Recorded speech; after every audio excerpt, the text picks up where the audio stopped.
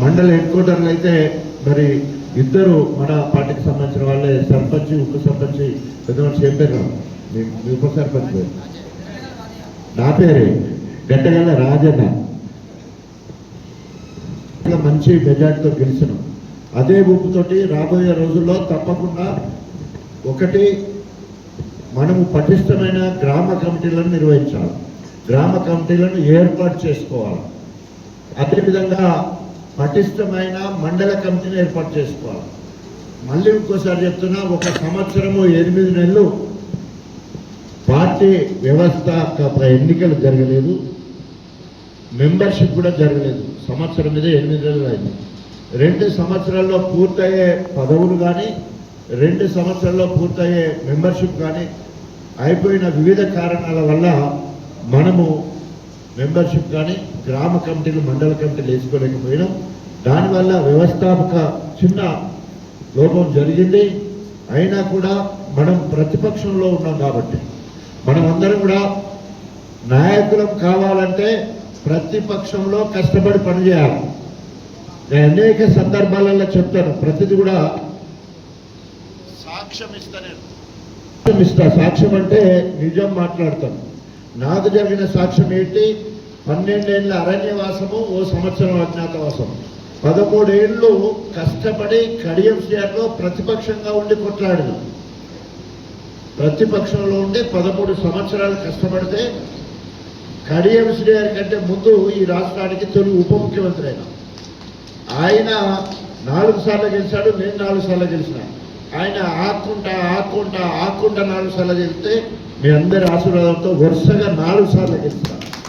నా ఒక్కసారి మెజారిటీ అదే ఒక్కసారి బీఆర్ఎస్ పార్టీలో గెలిచిన మెజారిటీ, కాంగ్రెస్లో వదిలిపెడితే బీఆర్ఎస్ పార్టీలో 3 సార్లు గెలిచిన, కాంగ్రెస్లో మహాకూటమి ఉండగా, మహాకూటమి అంటే ఆనాడు టీడీపీ, టీఆర్ఎస్, సిపిఐ, సిపిఎం 4 పార్టీల అభ్యర్థి కడియం శ్రీ.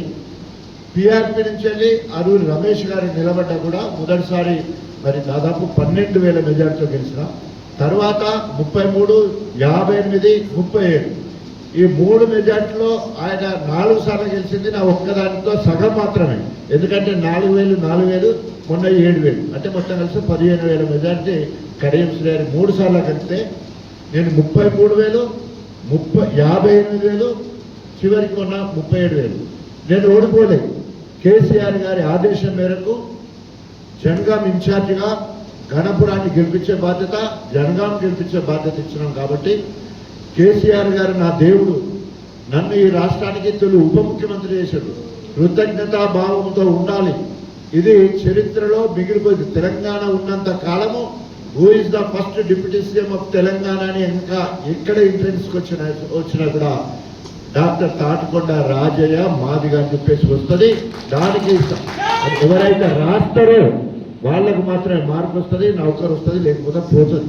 సో అలాంటి గొప్ప వరం నా రాబోయే తరాలు మన్మన్లు, మునుమన్మన్లు, వాళ్ళ మన్మన్లే వాళ్ళన్నా కూడా తెలంగాణ రాష్ట్రం ఉంటుంది. తొలి ఉప ముఖ్యమంత్రిగా డాక్టర్ రాజయ్య పేరు ఉంటుంది. అది ఎంత సాధ్యమైంది, ప్రతిపక్షంలో ఉన్నప్పుడు పోరాటాలు చేయడం వల్లనే. దయచేసి పోరాటాలు చేయడం వల్లనే, పోరాటం చేస్తే బానిస సంఖ్యలు పోతాయి, మనమందరం నాయకులుగా తయారవుతాం.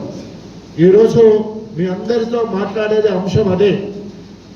2 సంవత్సరాల 4 నెలలు ఇవాళ కాంగ్రెస్ పార్టీ అధికారంలోకి వచ్చి ఈ 2 సంవత్సరాల 4 నెలల రోజుల్లో మనము చేసిన పోరాటం ఏంటి, మన ఊర్లో మనం ఏం పోరాటం చేసినాం, మన మండలంలో ఏం పోరాటం చేసినాం. ఇప్పుడు మన వాళ్ళందరూ కూడా వేదిక మీద ఉన్న వాళ్ళందరూ, కింద ఉన్న వాళ్ళందరూ కూడా రేపు బీఫామ్ వస్తే గెలుస్తాం అన్నట్టు ఉంటున్నారు. బీఫామ్ రావాలంటే ఆ ఊర్లో కాంగ్రెస్ పార్టీ నమ్మించి మోసం చేసిన వాటి మీద మనం ఎక్కడన్నా మాట్లాడుతున్నామా? అనేక సార్లు కేసీఆర్ కావచ్చు, నేను కావచ్చు, అనేక రకాల స్టేట్మెంట్ ఇచ్చినాం. ఏమని, గ్రామాలకు కడియం శ్రేణి రానియొద్దు, మన ఓట్లతో గెలిచి మనములు నమ్మించి మోసం చేసి కేసీఆర్ గారి దగ్గర గుంటనక్కగా ఉండి కేసీఆర్ గారిని నమ్మించి మోసం చేసిండు. కేసీఆర్ గారి నాయకత్వం, కేటీ రామారావు గారి నాయకత్వం, తెలంగాణ విద్యార్థి అమర వీరులకు జై లింగాల గణపూర్, జై లింగాల గణపూర్, జై జై లింగాల గణపూర్. తాటికొండ రాజన్న నాయకత్వం. ఈరోజు లింగాల గణపురం ముఖ్య కార్యకర్తల సమావేశానికి అధ్యక్షత వహించిన సోదరులు, తెలంగాణ ఉద్యమకారులు, మొట్టమొదటి వైస్ ఎంపీపీగా లింగాల గణపురంలో పదవి బాధ్యతలు చేపట్టి మరి ఈ రోజు వరకు పార్టీలో ఉంటూ ఈరోజు మరింత బాధ్యతాయుతంగా పనిచేయడానికి కన్వీనర్గా మరి ఎన్నిక కాబట్టి పార్టీని నడిపించడానికి బాధ్యత తీసుకున్న శేఖర్ గారికి, అదేవిధంగా ఇంతకుముందు మనందరి పేరు చెప్పుకున్నాం పెద్దలు శివల సంపత్, అదేవిధంగా పెద్దన్న దుంపాల భాస్కర్ రెడ్డి గారు, కుమార్ గౌడ్ గారు, అదేవిధంగా మన బండి యాదగిరి గారు, భాగ్యలక్ష్మి గారు, వేదిక మీద ఇతర పెద్దలకు, ప్రత్యేకంగా నూతనంగా సర్పంచులుగా ఎన్నిక కాబట్ట లింగాల గణపురం గ్రామ సర్పంచ్ పెద్ద లావణ్యరాజు గారు, కళ్యాణ్ గ్రామ సర్పంచ్గా బండ శోభా చంద్రమౌళి గారు, మందోనిగూడెం గ్రామ సర్పంచ్గా సోమరపోయిన మాధవి మల్లేష్ గారు, నాగారం గ్రామ సర్పంచ్ గొరిగే ఉప్పలమ్మ గారు, కృష్ణగూడెం గ్రామ సర్పంచ్ బాడోతు నరసింహనాయక్ గారు, నేలపూర్ల సర్పంచ్ మరి గుగ్గిల నవిత హరికృష్ణ గారు, వడిచెర్ల గ్రామ సర్పంచ్ చెరుకు కార్తిక్ గారు, అదేవిధంగా ఎనబావి గ్రామ సర్పంచ్ పుట్ట సుజాత సుందరు గారు, ఇతర పెద్దలకు, ఉప సర్పంచులకు, వార్డు మెంబర్లకు, నూతనంగా బీఆర్ఎస్ పార్టీ అధిష్టానం కేసీఆర్ గారి ఆదేశంతో, కేసీఆర్ గారి ఆశీస్సులతో, నాకు మీ అందరి సహకారంతో తెలంగాణ భవన్లో ఏ ఫామ్ ఇచ్చి ఈరోజు బీ ఫామ్ ఆర్డీఓ అంటే కాన్స్టిట్యున్సీ రిటర్నింగ్ ఆఫీసర్, నియోజకవర్గ ఎన్నికల అధికారి ఆర్డీఓ గారికి 291 ఏజెంట్లు, బూత్ లెవెల్ ఏజెంట్లు పేర్లు ఇవ్వడం జరిగింది. అంటే బీఫామ్ అంటే ఏజెంట్లకు కూడా బీఫామ్ ఇవ్వాలని. దీనికి ముందు మున్సిపాలిటీ ఎన్నికల్లో జరిగినప్పుడు కౌన్సిలర్లందరూ కూడా బీఫామ్ ఇవ్వాలని చెప్పేసి కలెక్టర్ గారికి మరి ఏ ఫామ్ ఇచ్చి ఆ రకంగా బీఫామ్స్ ఇవ్వడం జరిగింది. అదేవిధంగా ఇక జరగబోయే బూత్ లెవెల్ ఏజెంట్స్కి ఒకటి, తర్వాత రెండవది రేపు ఎంపీటీసీ జెడ్పీటీసీలకు బీఫామ్ ఇవ్వడానికి, పార్టీని బలోపేతం చేయడానికి, పార్టీ అభ్యర్థులను గెలిపించడానికి, ప్రచారం చేయడానికి వేదిక మీద ఉన్న అతిరథ మహారథులందరినీ కలుపుకొని మండలం ఇప్పటికే ఇంతకుముందు చెప్పినట్టు కారణాలు ఏదైనప్పటికీ ఈరోజు 7 మండలాల్లో లింగాల గణపురం నెంబర్ 1 మండలంగా ఈరోజు పార్టీ పరంగా గట్టిగా ఉంటుంది. వేసారిపోయి ఇచ్చిన హామీని నెరవేర్చగా రేవంత్ రెడ్డి వద్దు, కేసీఆర్ గారి ముద్దు. రేవంత్ రెడ్డి పోవాలి, కేసీఆర్ రావాలి. ఈరోజు గుహలో నుండి సింహం రేపు వస్తుందంటే గుంట నక్కల గుండెలు గుబుళ్ళు వేసి ఆగమైపోతున్నారు. మొత్తం ఎక్కడ చెల్లా చెదరైపోతుందో, కాంగ్రెస్ నాయకులు ఎమ్మెల్యేలు ఎక్కడ చెల్లా చెదరై ఎక్కడెక్కడికి ఎవరెవరు పోతారో, ఎప్పుడు పార్టీ మారుతారో తెలియని పరిస్థితులలో ఇవాళ అధిష్టానము లేదా రేవంత్ రెడ్డి మేఘాల మీద 20 తారీఖు రేపే మేడిగడ్డ సందర్శన పెట్టుకొని అక్కడి నుంచి వెళ్ళి మరి భరోసా, రైతు భరోసా సంబంధించిన డబ్బులు కూడా ప్రకటిస్తారని తెలుస్తా ఉన్నది. ఇలాంటి దుర్మార్గుడు ఈరోజు రాజ్యాన్ని పాలిస్తా ఉన్నాడు. దయచేసి ఇక్కడున్న మీ అందరు కూడా మీ గ్రామంలో పోరాటం చేయాలి. రేపు గ్రామంలో అధ్యక్ష పదవి కావాలనుకునే వాళ్ళు, ఇప్పుడు బాధ్యతాయుతంగా అధ్యక్ష పదవిలో ఉన్నవాళ్ళు, అదేవిధంగా రేపు రాబోయే రోజుల్లో ఎంపీటీసీ కావాలనుకున్న వాళ్ళు, లేదా రేపు మండల గ్రామ పదవులు కావాలనుకున్న వాళ్ళు, మీరు ఒక్క ప్రోగ్రామ్ రిజిస్టర్ చేయాలి. మీ ఊర్లో కాంగ్రెస్ మీద వ్యతిరేకంగా పోరాటం చేయాలి. మీరు అక్కడ కాంగ్రెస్ మీద ఒక ధర్నా గ్రామ పంచాయతీ ఆఫీసు ముందు ఒక ధర్నా కార్యక్రమాన్ని కూర్చోవాలి. 2500 మహాలక్ష్మి పేరు మీద ఆడవాళ్ళకి ఇస్తానన్నారు, ఇయ్యలేదు అని చేయండి. తులం బంగారం ఇస్తానన్నారు, ఇయ్యలేదని చేయండి. రైతు భరోసా, రైతు రుణమాఫీ 2 లక్షల వరకు చేస్తాం, పైన మీరు కట్టుకోండి అని చెప్తే ఇప్పటి వరకు 35% కూడా కాలే. మొత్తం అందరికీ రుణమాఫీ కావాలని చేయండి. రైతు భరోసా 15,000 ఇస్తారన్నారు, 12 అన్నారు, అది చేయలే. మరి దళితులకు ఇందిరా ఆత్మీయ భరోసా పేరు మీద వాళ్లకు 12,000 ఇస్తారన్నావు, ఇయ్యలేదు. కౌలు రైతులకు 12,000 ఇస్తారన్నావు, ఇయ్యలేదు. ఆటో డ్రైవర్లకు 12,000 ఇస్తారన్నావు, ఇయ్యలేదు. ఇప్పటి వరకు రైతు బీమా లేనే లేదు. రైతు బీమా లేదు. 24 గంటల కరెంట్ ఇక్కడ రావట్లేదు. నాణ్యమైన కరెంట్ అసలు లేదు. మోటార్లు తగలబడతా ఉన్నాయి. ఏ ఒక్క కార్యక్రమం అయినా కాంగ్రెస్ ప్రజా వ్యతిరేక విధానాల మీద పోరాటం చేయాల్సిన బాధ్యత ఇవాళ గ్రామ కమిటీలకు. గ్రామంలో ఏదన్నా సమస్య వస్తే మండల స్థాయి నాయకులందరినీ కూడా పిలవండి. అందరి నెంబర్లు ఉంచుకోండి. సర్పంచ్లను కూడా పిలిస్తే గ్రేట్ గా బృందారంలో ప్రోగ్రాం అయితే మా లావణ్యరాజు గారు అక్కడికి వస్తారు, వాళ్ళని గెస్ట్ గా పిలవండి అక్కడికి. అదే విధంగా చిన్న విలేజ్ అయినా అక్కడ కార్యక్రమం అయినప్పుడు మీరు అందరూ కూడా అక్కడికి వెళ్ళండి. మండలంలో కన్వీనర్ ఆధ్వర్యంలో, లేకపోతే మా దుర్పాల ఆధ్వర్యంలో, లేకపోతే మా వీరన్న ఆధ్వర్యంలో మండలం కార్యక్రమం అయినప్పుడు గ్రామాధ్యక్షులందరికీ ఫోన్ చేస్తే మండల హెడ్ క్వార్టర్ రండి. ఊర్లలోకి రావడానికి కడియం చుచ్చుపడతా ఉంది. ఊళ్ళల్లా ఎక్కడ తిరగబడతారని చెప్పేసి షోడ్షపల్లిలో భర్త పూజ లెక్క చీపుడులు పట్టుకొని మహిళలు ఎదురు తిరిగింది. మండల కేంద్రంలో ఎక్కువ ఈ కళ్యాణ లక్ష్మి చెక్కులు కానీ, సీఎం రిలీఫ్ ఫండ్ చెక్కులు కానీ, లేకపోతే ఇతరాత్ర కార్యక్రమం చేయడానికి మండల కేంద్రానికి వస్తా ఉన్నాడు. దయచేసి మండల నాయకత్వం మీరు ఏదైతే ఎంపీపీ కావాలనుకుంటున్నారో, జెడ్పీటీసీ కావాలనుకుంటున్నారో, జిల్లా పరిషత్ చైర్మన్ కావాలనుకుంటున్నారో, మండల అధ్యక్ష పదవి కావాలనుకుంటున్నారో, లేదా జిల్లా అధ్యక్ష పదవి కావాలనుకుంటున్నారో, లేదా రాష్ట్ర నాయకత్వంలోకి రావాలనుకునే వాళ్ళందరూ కూడా మీరు మండలంలో ప్రోగ్రాంలు రిజిస్టర్ చేయాలి. ప్రతిపక్షంగా మీరు కార్యక్రమాలు చేయాలి. ఇది మనం పెంచుకోవడానికి, రేపు ప్రజాప్రతినిధిగా గెలవడానికి. దానికి సాక్ష్యం చెప్పిన కదా, ఉప ముఖ్యమంత్రి అయ్యాను. 13 ఏళ్ళు కొట్లాడి 12 ఏళ్ళ అరణ్యవాసం, 1 సంవత్సరం అజ్ఞాతవాసం, 13 ఏళ్ళు కొట్లాడితే కేసీఆర్ గారి ఆశీస్సులతో ఈ రాష్ట్రానికి తొలి ఉప ముఖ్యమంత్రి అయ్యా. రిపేర్ చేసి ఇస్తామంటే రిపేర్ చేయొద్దు, నువ్వు దగ్గర కూడా పోతానే. కాంట్రాక్టర్లను కూడా అక్కడికి పోకుండా అక్కడ అడ్డు గోడ కట్టేస్తారు. సో ఆ రకంగా మేము నిన్న పోయి చూస్తే చెక్కు చెదరకుంటున్నది. ఒక్కడి మాత్రం గీత పడ్డ మాట వాస్తవం. అది ఎప్పుడో రిపీట్ చేయాల్సిన అవసరం ఉన్నది. కానీ దాని ఊసుకుడెత్తకుండా దాని ఫెయిల్యూర్ ప్రాజెక్ట్ గా చూపించాలనే ఉద్దేశంతో ఆయన నిన్న నేను ఒక దగ్గర మాట్లాడినా, ఆయన విధ్వంసాల మీద కాంగ్రెస్ ప్రభుత్వాన్ని నడిపిస్తాడు. ఎస్ఎల్బిసి భూతబడి కూలిపోతే 8 మంది సజీవ దహనం అయితే ఇప్పటి వరకు పట్టించుకోలేదు. పెద్దవాగు అని చెప్పేసి అషరాపేటలో 2 సార్లు పెద్దవాగు మరి కల్వర్ట్ కూలిపోతే అది ఇప్పటి వరకు రిపేర్ లేదు.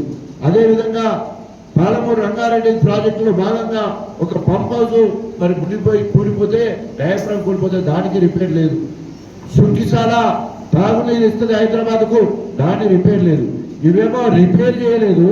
రెండవదేమో కూలగొట్టుడు, హైడ్రా పేరుతో కూలగొట్టుడు, అదేవిధంగా మూసి ప్రక్షాళన పేరుతో కూలగొట్టుడు. మొత్తం మీద ఆయన లక్ష్యం ఏంటంటే, కడియం శ్రేణి లక్ష్యం ఏంటంటే, రేవంత్ రెడ్డి లక్ష్యం ఏంటంటే డిస్ట్రక్టివ్ నేచర్.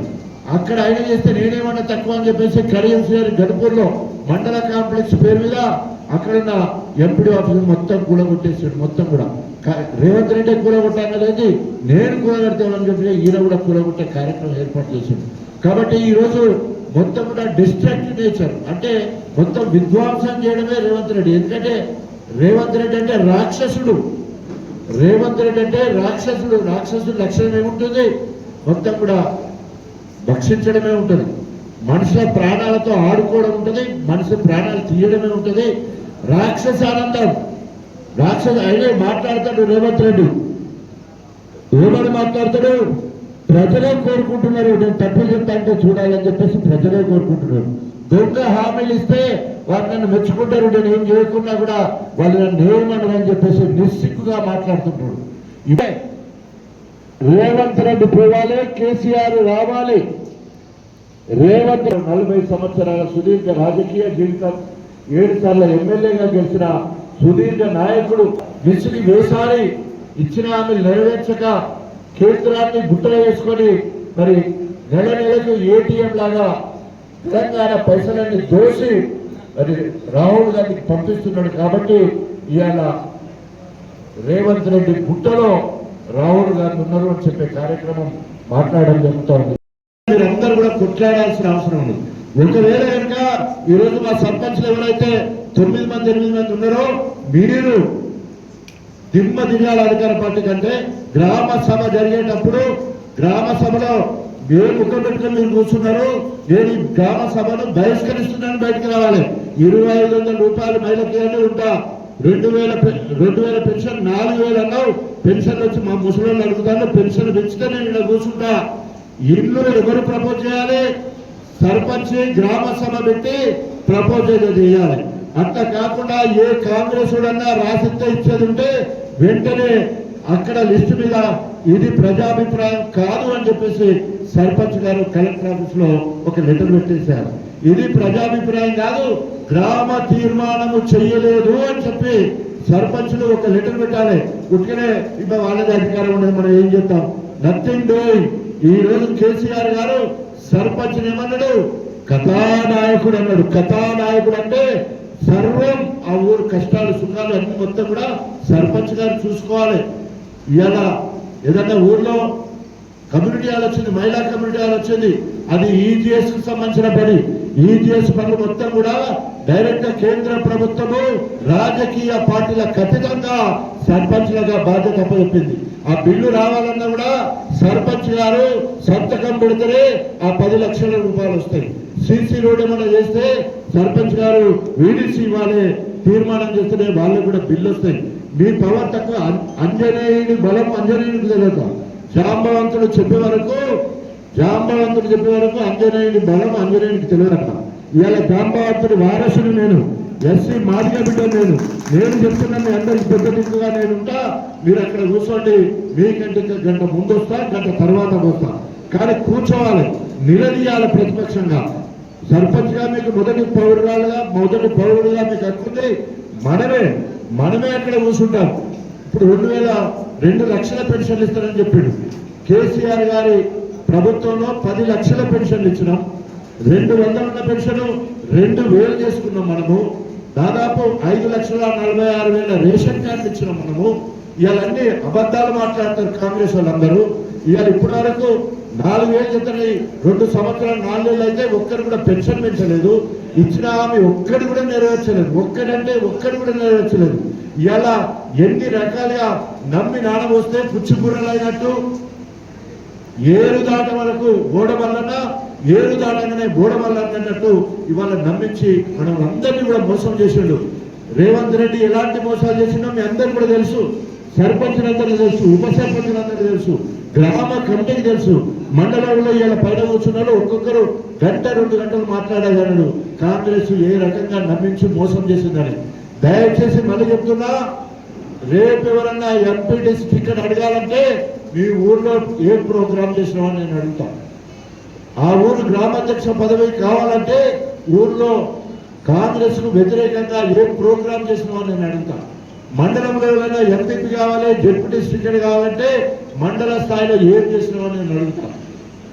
ఇది అంతంటే ఒక రకంగా బీఆర్ఎస్ పార్టీని బలోపేతం చేయడం, కాంగ్రెస్ పార్టీ ఎండగట్టడం, ఇచ్చిన హామీలు నెరవేర్చకుండా ఈరోజు మనములందరినీ, ప్రజలందరినీ, తెలంగాణ బిడ్డలందరినీ మోసం చేసి ఒక్క పని చేయకుండా ఈరోజు అన్ని కులాలను, అన్ని మతాలను కూడా ఇలా అగౌరవపరిచే విధంగా కార్యక్రమాలు చేస్తూ ఉన్నాడు. కేసీఆర్ గారి పాలనలో సకల జనులు సౌభాగ్యంతో ఉన్నారు. ఇవాళ ఎస్సీలకు 10 లక్షల రూపాయలు దళిత బంధు పేరు మీద 100 మాత్రమే ఇచ్చిన నియోజకవర్గానికి 1100 ఇచ్చే క్రమంలో ఆపేసిన నేను 12 లక్షల రూపాయలు అంబేద్కర్ ఆత్మీయ భరోసా పేరుతోటి మరి 12 లక్షలు ఇస్తానన్న ఒక్క పైసా ఇయ్యలేదు. రాజీవ్ యువ వికాస్ కింద 5 లక్షల రూపాయలు ఇస్తాను, ఒక్క రూపాయి ఇవ్వలేదు. రిజర్వేషన్లు 17% కాదు 18% అన్నావు, రిజర్వేషన్లు పెంచలేదు. ఎస్సీలకు ఎక్కడైతే ఎస్ఐ భూములు ఉంటాయో వాళ్ళని వాపసు తీసుకుంటాం, గవర్నమెంట్ తీసుకుంటే అన్నారు, తీసుకోలేదు. ఎస్ఐ భూములు ఇస్తారని చెప్పిండు, ఇంకా కూడా ఇవ్వలేదు. అదేవిధంగా బీసీలకు 42% రిజర్వేషన్ అన్నారు, ఆ రిజర్వేషన్లు ఇవ్వలేదు. ఇట్లా చెప్పుకుంటూ పోతే ఏ వర్గానికి కూడా మేలు చేయలేదు ఈ కాంగ్రెస్ ప్రభుత్వం. దయచేసి దంచుకుంటడానికి చేతి నిండా కాంగ్రెస్ ను తిట్టడానికి కావాల్సిన మాటలు ఉన్నాయి. ఏ రకంగానైనా తిట్టొచ్చు. పోనీ నాయకుడు ఏమైనా మంచుకున్నాడంటే ఆయన ఇంటితో పోయినాయి, ఓట్లేసిందేమో మనమాయే, ఇలా కాంగ్రెస్ తోనేమో కుడకబట్టేది. అరే పాలేమో ఇక్కడ కట్టించుకొని ఎక్కడో పోయి సంసారం చేయబట్టే. ఎంత సిగ్గుచేటు. రేవంత్ రెడ్డి అంటాడు, రేవంత్ రెడ్డి ఏమంటాడు, నువ్వు పోయి చెప్పు నేను బీఆర్ఎస్ పార్టీ ఎమ్మెల్యేనని చెప్పమంటాడు. సిగ్గుండాలి రేవంత్ రెడ్డికి, సిగ్గుండాలి. నేను నమ్ముకొని దగ్గరికి వస్తే నువ్వు బీఆర్ఎస్ పార్టీ అని చెప్పుకోపో అంటే ఈయన నేను బీఆర్ఎస్ పార్టీ ఎమ్మెల్యేనని అఫిడవిట్ ఇస్తాడు. దాన్ని స్పీకర్ గారు బలపరుస్తాడు. కడియం శ్రీ మరి పార్టీ ఫిరాయించలేదని చెప్తాడు. సిగ్గుండాలి కదా. ఇవాళ అసలు సిసలైన ఇండియా కాంగ్రెస్ లో కుక్కిన పేర్లకు పడి ఉంటే అవకాశవాద రాజకీయాలు చేసే కడియం శ్రీ తన అనుచరులు ఎవరైతే అవకాశవాదులు వాళ్ళు రాజ్యం వెళ్తున్నారు. కడియం శ్రీ వెంబడిన వాళ్ళు ఎవరు కడియం శ్రీకి ఓట్లు వేయలేదు. కడియం శ్రీకి ఓట్లు వేయలేదు. ఎందుకంటే అంత ముందే వీళ్ళంతా కూడా పార్టీ మారేళ్ళు కాంగ్రెస్కి వెళ్ళింది. కాంగ్రెస్ వాళ్ళు ఓట్లు ఎత్తే గెలవలే కడియం శ్రీ. టీఆర్ఎస్ పార్టీ ఓట్లు ఎత్తే గెలిచిండు. అడిగే హక్కు మనకే ఉన్నది, తిట్టే హక్కు మనకే ఉన్నది, నిలదీసే హక్కు మనకే ఉన్నది, తరిమి కొట్టే హక్కు మనకే ఉన్నది. ఏ ఊరికి వచ్చినా తరిమి కొట్టాలి, మండలి కొట్టే ఉరికియాలి.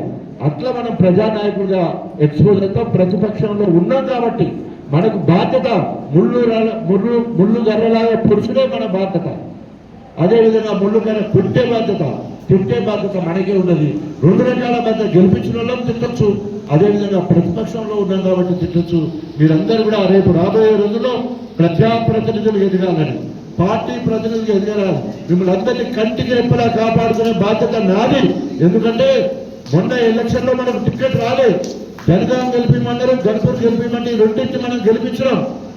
మొత్తం అభక్త వరంగల్లో ఎక్కడ కూడా గెలవలేదు. ఈ రెండు ఎందుకు గెలిచినాయి? ఇష్టమంతన్న రాజన్న ఉన్నాడు కదా, రాజన్న అంటే మీరు అందరూ అన్నట్టే కదా. రెండింటిని గెలిపించే అంత సత్తా గణపురం నియోజకవర్గ బీఆర్ఎస్ శ్రేణులకు ఉన్నది. అది మనం నిరూపించుకున్నాం. ఈ లింగాల గణపురంలో సగం జనగాంలో మేము పనిచేసినాం, సగం ఇక్కడ నుండి పనిచేసినాం, 2 గెలిచినాం. రఘునాథ్పల్లి ఉంటే సగం అక్కడ ఉన్నారు, సగం జనగాం పోయినాం. అట్లా అన్ని మండలాల నుండి జనగాం గెలిపించుకున్నాం, గణపురం గెలిపించుకున్నాం. సత్తా గణపురం అంటే, గణపురం నియోజకవర్గం అంటే, రాజన్ అంటే నాయకులను తయారు చేసే ఫ్యాక్టరీ. తప్పకుండా ఇప్పుడు ఎవరెవరికి ఏమేమి ఆశలు ఉన్నాయో వాళ్ళందరినీ గొప్పగా మరి తీర్చిద్దే బాధ్యత నాది. కంటికి రెప్పలా కాపాడుకున్న బాధ్యత అని చెప్పేసి తెలియజేసుకుంటూ రేపు రాబోయే రోజులలో ఏ ఎన్నికలు వచ్చినా కూడా తప్పకుండా అన్ని రకాలుగా మిమ్మల్ని గెలిపించే బాధ్యత తీసుకుంటా. మా గోపాల్ దాస్ మరి మధ్యకాలంలో చాలా మంది చెప్తున్నారు గోపాల్ దాస్ కు అధికార ప్రతినిధి ఇవ్వాలని. వేదిక ఎందుకు వచ్చి అందరూ దండం పెట్టుకో.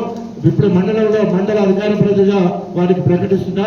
అందరి ఆమోదంతో పార్టీ కోసం పనిచేయాలని, పార్టీ నియమ నిబంధనలకు కట్టుబడి ఉండాలని, పార్టీ బలోపేతానికి పనిచేయాలని చెప్పేసి మరి గోపాల్ దాస్ కుందారం మరి మా యాకన్న మరీ చెప్తా ఉన్నాడు. ఎందుకంటే ఊర్లో అక్కడ కొంచెం ఊరు పెద్దదైపోయింది, పార్టీ కొంచెం తక్కువైతుందనే ఉద్దేశంతో అనేక సందర్భం గోపాల్ దాస్ ఉండదన్న సోషల్ మీడియాలో గోపాల్ దాస్ అని ఉంటారు. గోపాల్ దాస్ ఉపేందర్ గారిని మండల అధికార ప్రతినిధిగా వారిని ప్రకటించడం జరుగుతుంది. తప్పకుండా రాబోయే రోజుల్లో ఎవరైనా నాకు ఈ పదవి బాధ్యత అప్పచెప్తే నేను పని చేస్తానికి ముందుకు వస్తే వారికి ఆ బాధ్యత ఇస్తాం.